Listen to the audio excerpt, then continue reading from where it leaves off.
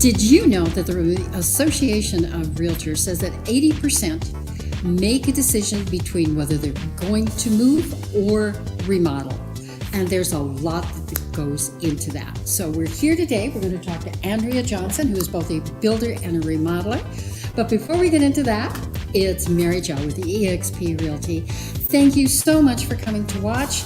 Please do sign up below so I can let you know what's coming next. And if you have questions, concerns, let me know what you'd like to talk about.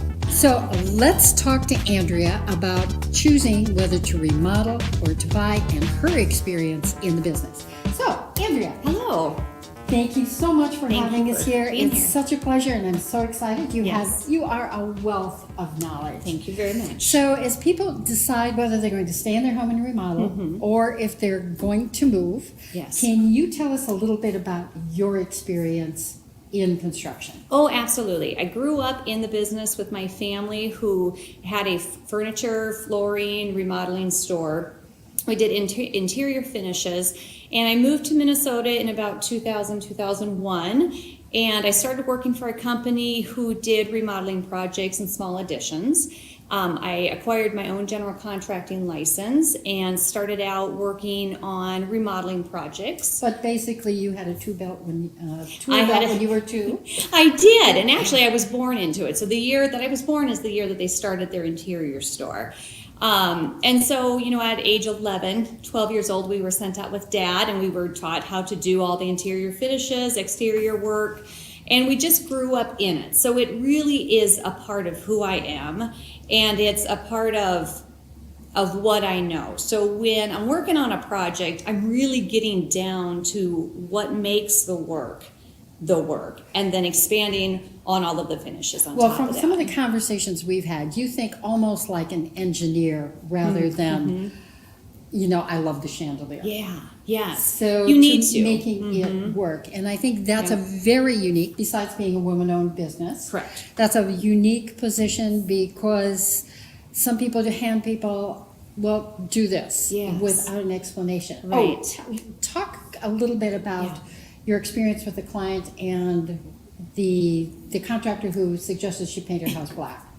So I often I start conversations with my clients, and I like to have them give me some feedback based off of what they have experienced with their project up to the point of me showing up. So I was at a client's house the other day, and they were looking at a whole house remodel, interior and the exterior. So they need some new siding, but they bought painting. it to redo it. Yeah, they bought it to redo it. So they had a great amount of square footage in the house to work with. They were just a young family going to grow into the house. And so she had said to me, she goes, I'm really struggling. I need to get the siding done before, get it lined up for spring or even this fall if we can get it done.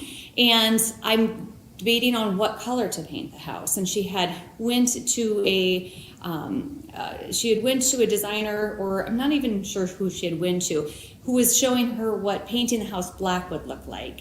And they highlighted the house with an artist tool and highlighted, made the entire highlighted area black. Basically a magic marker. The magic marker, yes. The Sharpie went all over the house. And she had said to me, attractive. Yeah, she said, I'm not even sure what to do with this information. She couldn't make a decision off of it. When I'm working with a client, I want to make sure that what we're discussing, what they're asking of me, I'm providing options, something that they can actually pick from. So this is a really important point. Yeah. First of all, painting a house black is an extreme change. Yes. So do you want a solid black? What kind of finish do you want it? Is black your best option? So how did you handle that? What options did you give So her? what we're working on, the house has some natural stone, and the natural stone color is actually very attractive. And the stone itself is in good, it's actually brick. The brick itself is in very good condition. A little tuck pointing needed, but other than that, it's really a great color to work with. So my suggestion for her is going to be 2 or 3 different black tones, nothing severe black, but some that have a little bit of that natural browns mixed with the blacks. I think that's a nice feature. Warm black. A warm black. And then keeping that brick that is there. Now, I will give her 3 options. I will give her the option of properly placed black, meaning we're keeping the brick the color it is. We're adding maybe a nice warm color Okay. door, something that gives us the contrast, something that blends point in. of interest. Exactly. And given her those options, maybe we add in the gables, maybe we add some shakes up there, maybe we do a couple focal points on the property, maybe we do a belly band around the house so that we can size down the house. Black is a strong color, and we have to have some other points of interest. Well- Black can be a great color, but it has to be done correctly, and it needs to be done so it's not just the whole thing is all black. It's trendy now, and I'm seeing some houses, cute little houses in South Minneapolis Yes. that are being redone black. Oh yes, it's a And- lovely choice done well. It is, but what if they're tired of black in 3 years? It's like everything everybody's using gray. Well, what if we're tired of gray in 3 years?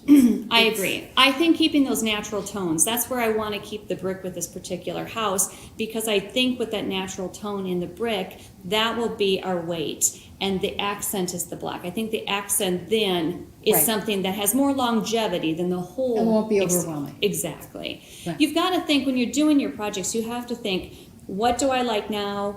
What will be easy to take care of and maintain for the, at year 5, and at year 15, am I still loving it? Am I still painting it the same color in 15 because I want to repaint and give it a fresh paint job? Am I keeping that tone of color? Right. And also, it's very important to take the neighborhood into consideration. You don't want to be the only house in the neighborhood that is Stands out. yeah. If you like the color black, it's a gorgeous color. Use it, but bring in other elements. Keep some of the elements with the house, and I think you will. The return on that is longevity, and longevity is what we're trying to achieve when we are doing any sort of new elements to a project. South Minneapolis, St. Paul, the suburbs, we have massive inventory of Yes. older homes. Yeah. By older, I mean 1900, even 1980s houses, Yes. which are not so attractive. And there was a time, the 1970s house, everything was the dark wood with the avocado Yes. carpet. And, what were we thinking? We were Which thinking is still in earth. a lot of those houses. Yes, unfortunately, yes. You run into that. So we can't tear them all down and build Correct. new. So when you're consulting with a client who either is living in an older home like a 1950s or they want to buy a 1970s, how do you approach what they want to do, or how do you move them into a position so they know or crystallize a vision? Yeah. So I usually, when I meet with a client for the first time, I do a lot of listening. I like to hear what their reasoning is for either buying something that they want to grow into. It's usually square footage or neighborhood. So they're going into an area and they want to gain square footage, extra garage stall, yard, neighborhood, closer to school. So with that, we take into consideration what are the elements of the old house that they didn't like. Why are they moving? What are they looking for? What attracted them to the new house? A bigger kitchen, a main floor bath, or a main floor bedroom. What did they like from their old house? What things should come from their old house into their new house? Taking the time to get that information up front gives you that home run at the back half of the project. If you can ask the right questions in the beginning, do your due diligence up front, do my due diligence up front, and make sure that I'm asking the questions needed and bringing some insight into the project. So I'll have a client who says, well, I had a small kitchen in my old house, and now here we have this very huge kitchen space, and how do we get the cabinetry in there? And I'm going to have $150,000 just into my cabinetry in this kitchen. One of the steps that I have is you have a kitchen footprint. Maybe we back the kitchen down, make it a little bit smaller, but make the layout of the kitchen and give you a bonus space in the kitchen.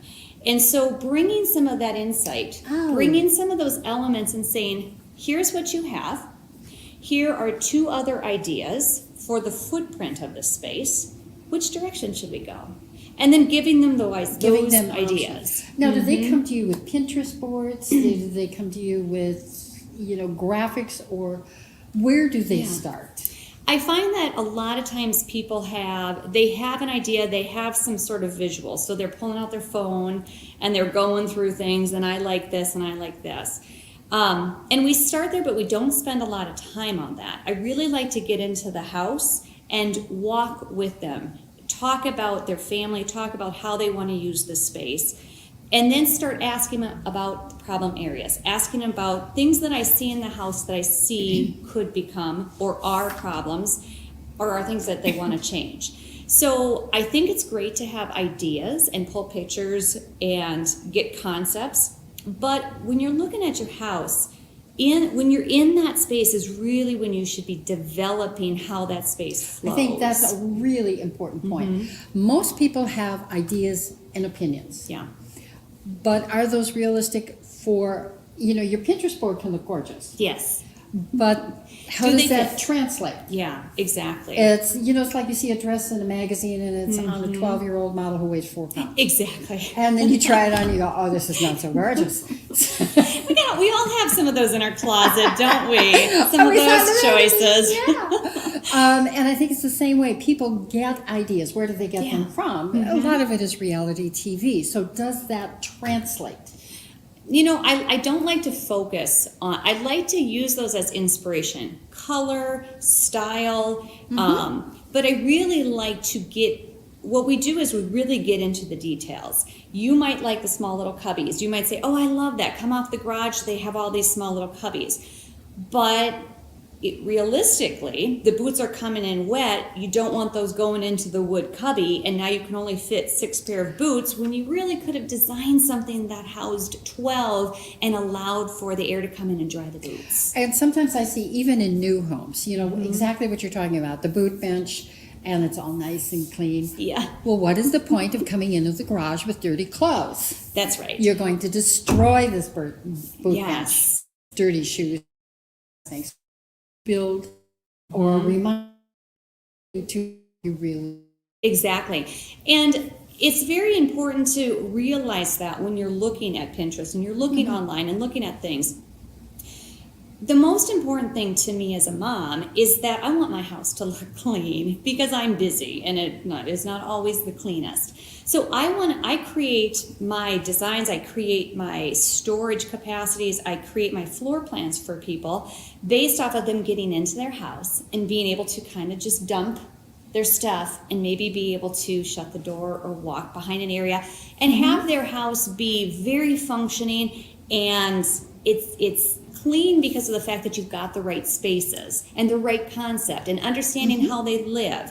Not everybody wants their stuff dumped at a cubby at a door, because now somebody's having to shove things into a cubby if there's not enough room, if there's not enough space. So those details, that is what I love. I love thinking about the details, taking a small space and just really utilizing for the particular client. What I do for one client might be completely different than the next client. But the goal for that client is that they walk into their house and they're able to function without having that wish list after their project's done. I think the function.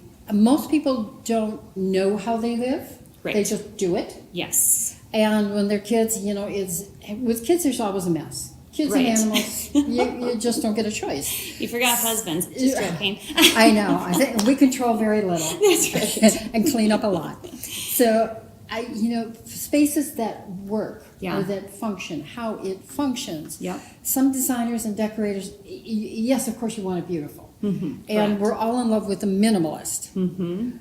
How do we keep it clean? How does it clean up? What are the materials that we use? So you take their ideas, which are always up here. And very important that they should come with ideas. They should come with the concept of what they like.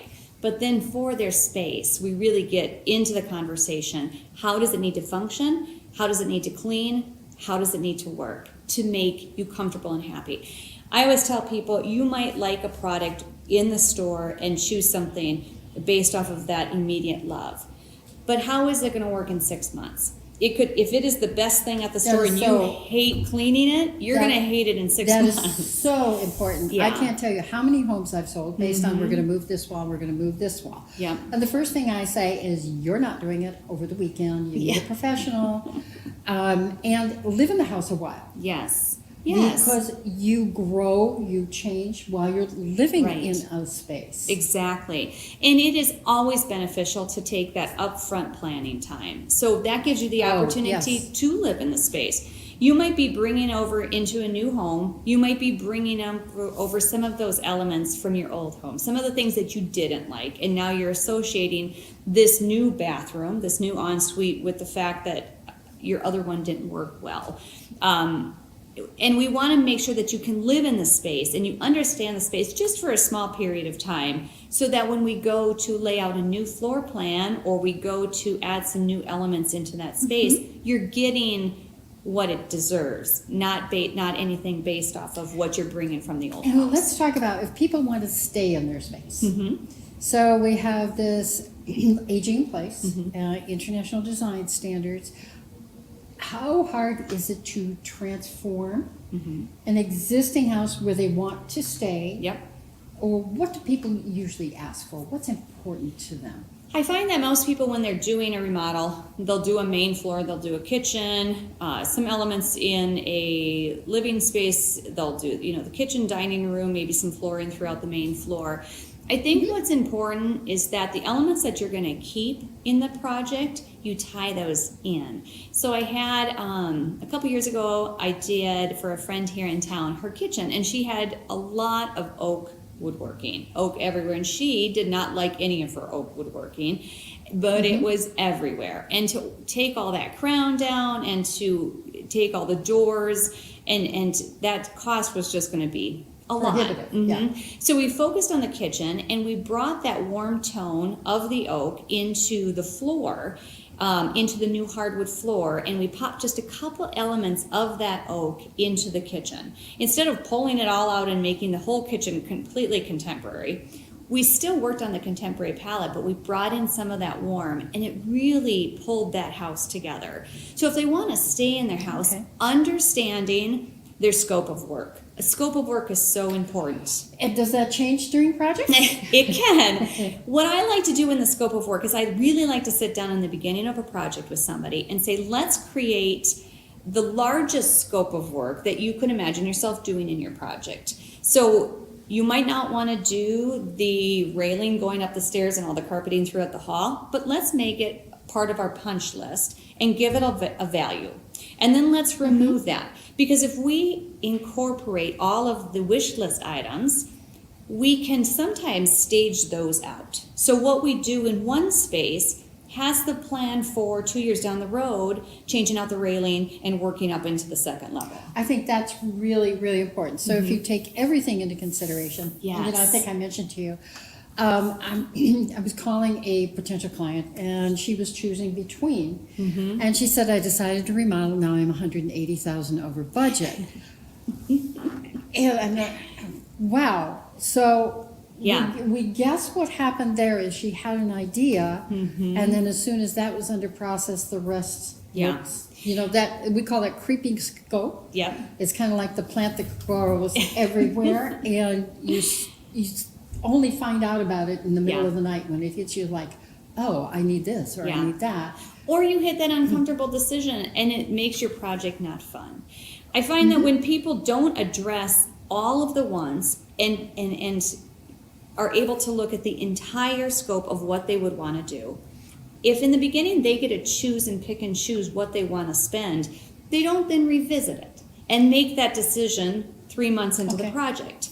No, I'm not going to deal with a lower level family room now because I chose not to in the beginning. But when you're asked that 3 months in, hey, do you want to go ahead and do the fireplace and all the tile work in the basement? You're making decisions because you're starting to see the work come together, and that's where the budgets end up going crazy because you're making those decisions. Yes, we might as well. Yes, we've got the mess. Yes, the electrician is here. Yes, they're going to be tearing down this wall.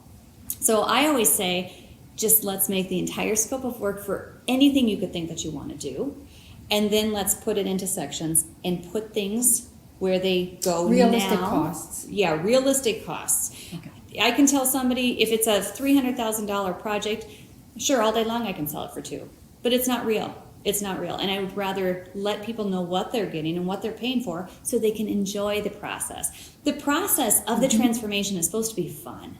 And it's supposed to you're supposed to enjoy that process, but you kind of stop enjoying it if the decisions start being made in the center of the project, in the middle of the project. Yes. Get them put up front, get them organized in a great plan, a great scope of work, and then understand your materials so you're not tempted during the process to change your materials. You're at a cocktail party, somebody's talking about a certain countertop. You love their countertop, but it's another $4,000 for that countertop. Right. If you're introduced to all of those things at that cocktail party, you're going to be able to say. I think that's so critical. Yeah. None of us know what we don't know. Correct.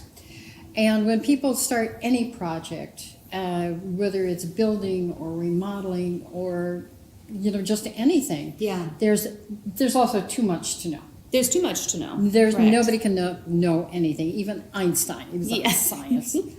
He was not a good remodeler. So giving people the education that they need about their project, their options, and I think giving people 3 options and explaining.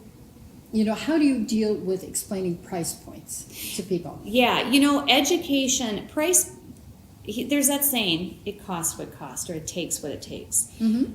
There is no deviating from that. Your products cost what they cost. Mm-hmm. So the only area that I can combat what people want to spend is by educating them about the elements. What are you looking at? What countertop options do you have? Let me tell you about all those and give you the price point. Where does it fit in this budget, in this amount of money that we have to spend?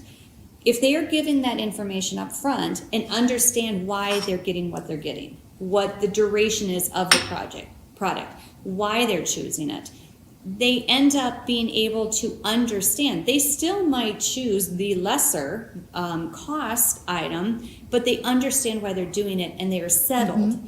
When they do not understand why they've chosen something, they often start making choices that are costing them more instead of saying, no, I understand why I chose that, and I'm going to be happy with the outcome because we had it planned from the beginning. So I think that's very helpful in helping people make realistic decisions that they can live with for time. Yes. So, and are you saying we have so many empty nesters now, and they're deciding, should I stay, should I go? So in the houses that you're remodeling, what are the more common things that you're seeing that they are remodeling, or what are some good choices? How do you make an older home livable for the way we live today? So I think that if you're in an existing home that you have been in for 20 years and you want to change up, people are typically looking to just refresh. I don't think they're looking to make drastic changes unless they have some real problems with the house. There's something that is really interfering with, it's got small, tiny bedrooms and they don't have a main floor bath, or it's got no closets and they don't have any closet space. So I like that would be a 1950s. Yeah, exactly. So it's trying to figure out what and honoring the house too. You have a 2-bedroom house and you blow out one of the bedrooms to make it into a master suite. The master suite. Totally fine if you're good, if that is what you plan to do. But you should understand that you are eliminating the 2 bedrooms from the house, and is a small addition a better option? Adding on to the master suite, gabling off one of the ends in these bungalows always looks sweet and cute, and you can gain a few more elements. Can I get something in the basement? Can I add on? Giving that square footage instead of taking away a room, I think, is important, because at a certain point in our life, we start looking at our property not just as a home, but as an investment. And so when you throw some more square footage on there, so small additions are great. It doesn't take, if you have a major problem in your house, you're like, my kitchen isn't big enough, I can't entertain, or I don't entertain. My friends entertain, I don't entertain, I'm not that person. It could just be because your kitchen isn't the right size to entertain. So often... That's so true. Yeah, so often people think they're certain people, and it's simply because they don't have what they need to grow or to become what they want to become, because they don't have the space in their house to entertain. Oh my God, you're a spiritual guide as well. We look at people entertaining in their homes. So, you can gain a lot. I love that. Yeah. I do. People always plan. I had a couple one time, and we were finding houses. They had a very limited budget. Yeah. And they go, well, the kitchen's too small for our family. And they said, how often do they come over? Yeah. So they said, once a year. I said, make it in the summer and you'll do it outside. That's right. Outside living, and make that patio nice so you can go out there. Sometimes people will be in their space and they've lived there so long they cannot understand. You bump out the kitchen 3 feet, and now you have a great working space in the kitchen. I wouldn't have any idea how. Okay, by the way, don't ask your realtor about taxes or remodeling. We are not experts. We're not allowed to give that advice. Go to a pro. I love to give people ideas. Often what I get from my clients is they say, this is what I want to do. And I say, great. Have you ever thought of this or this? And we lay out 2 other options, and they're like, I never thought of that. And it starts to grow some elements. But it's not just about let's throw the space on the back, because as a contractor, there's implications with us adding on, and depending which neighborhood you are in and what you can do to the house, and even how to access some of these backyards because they're so tight in their neighborhoods. City lots. Yeah, exactly. So having the experience of 25 years being in business for myself, I can understand the value that we gain from the addition work that we do. I can understand that nobody wants to step down into an addition. Nobody wants to have to not pay attention to how the house was built and then add an addition part on that feels like an addition.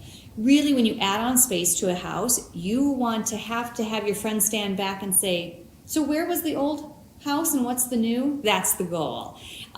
You never want to. I was in a house, and the addition was added on. You stepped down into the master suite, and you had to step down into the hall powder room. And I thought there had to be a better solution here, almost to the point that it didn't give the house any value at that point. That powder room that you had to step down into was so awkward. It was such a conversation during the open house of uncomfortableness that I thought, this is what people are remembering about this house. Oh, that weird little bathroom upstairs that you had to step down into. Those sorts of things you really need to think through and come up with a couple different ideas. There are better ways to do things, and sometimes it just takes some time thinking about how that could be built. It takes a little guidance. And I think it takes a little excitability and creativity. Absolutely. And art, being what clients think about that.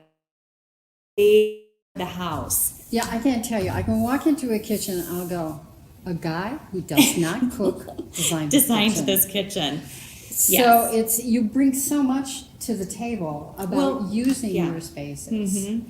So thank you so much for doing this. Yeah, this was fun. I think you're a wealth of information. Where can people be in touch with you? So we are located in the district Edina. We have 2 showrooms here. Emmerfall is our window and flooring treatment showroom, and then we have a builder suite, and that is called Vogel. And you can reach us at Andrea at emmerfallinteriors.com or give us a call at 612-432-4632. We do things a little bit more on the traditional side when we meet with you. So our conversation is you meet us, we meet you, we decide if the fit is good. We have a conversation before we start having to sign a bunch of paperwork. We talk about if what we have to offer is something you're looking for. A little dating before marriage? We date before marriage, that's right. Only holding hands though, and then once we get an idea if we're going to be, if we love each other, and if we're matched, then we can work sure forward. They all love you.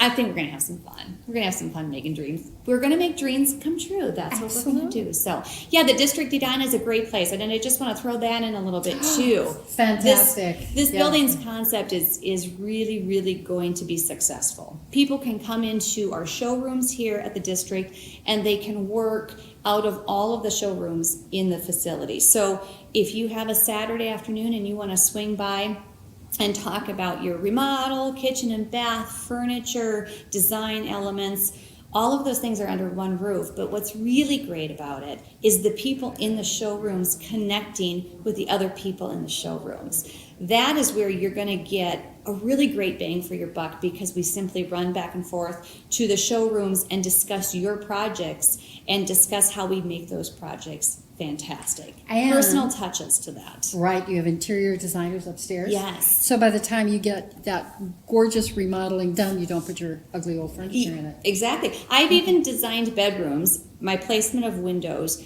how the bedroom furniture goes. So often I send people out to find their bedroom furniture, to find what kind of table they want for their dining room, so we can create their cabinetry around their dining room table. So I can position, if you have a gorgeous headboard on your bed and two side tables, and your windows are just a little too close and they're overlapping the headboard. Fatal when I'm adding an addition on. I can scoot those two windows another 6 inches over, and your headboard fits perfectly between the trim on your windows. Specifically designed. Yeah, those are the details we won't miss because we love those details. So Thank you thank so you so much. much for coming and seeing me. I hope you come again soon. I will. We will be back. Awesome. Thank you so much for coming, and I hope you gained a lot of information, and we'll post Andrea's information so you can be in touch with her. Don't forget to sign up below so I can be in touch with you. Or if you have questions, you can always call me too. 612-384-1360. I'll see you next week.